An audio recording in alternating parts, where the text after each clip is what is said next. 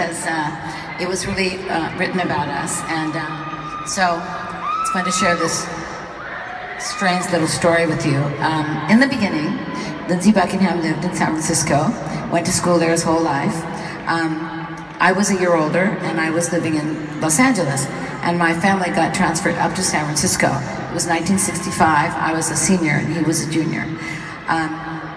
I met him one night, didn't really even meet him. He was actually sitting in a chair singing a song, and I walked up and just burst into song next to him, and he didn't actually stop and say, like, what are you doing?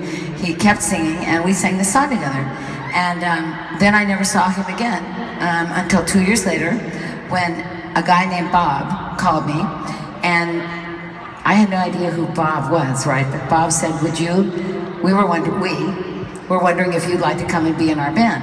I had no idea who we was, but I said, well, what kind of band is it? And he said, it's a pretty hard rock and roll San Francisco band.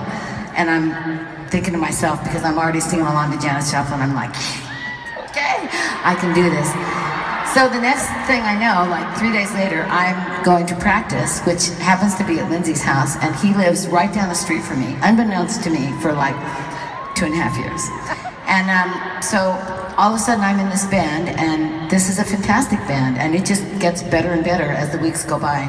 And we end up very quickly opening for some very big bands in San Francisco, and you have to remember that San Francisco at that point was where you wanted to be if you were a musician or an artist. This was 1965 to 1970. It was the best time in San Francisco musical history when it was all going down, and it was fantastic. And so we opened for Jimi Hendrix for 75,000 people. We opened for Janis Joplin at Stanford University for 30,000 people. A couple of times we opened for Santana at Carmel, Monterey. Thousands and thousands of people. We opened for Creedence Clearwater in Lodi, and we're stuck in Lodi with them because our car broke down. So, and that is only 4 of the great bands that we opened for. We opened for many, many more than that. But anyway, while this was all going on, we were making pretty good money, and so I had some money. I was going to college, but my parents were paying for that, so I had this money.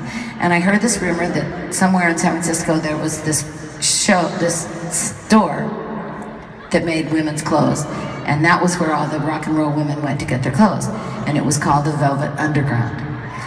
So I decided I was going to buzz up there and find this store and get something.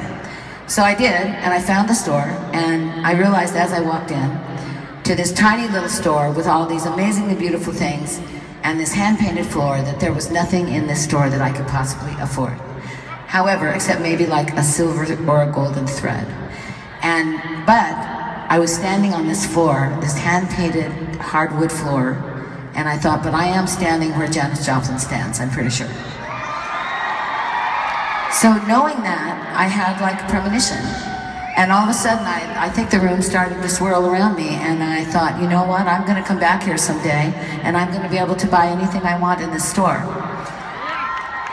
And the fact is that I was able to go back there and buy anything that I wanted in that store. And so I think that everybody has their Velvet Underground moment. And the reason I'm telling you this story is because I want you to remember, when you have your Velvet Underground moment, whether you're old or young or middle-aged or whatever, if you have a dream, don't give up on that dream. It's so important that you follow it. If you have a fire and a passion and you believe in something and you love it, don't let people get in your way and tell you not to do it, because that is crazy. And you know what? We only have this one life, and as crazy as it is right now, you just have to do it. Have your Velvet Underground. Buy your silver thread. So I'm back to the Velvet Underground, back to the floor that I love, back to a room with some lace and some paper flowers, back to the gypsy that I was.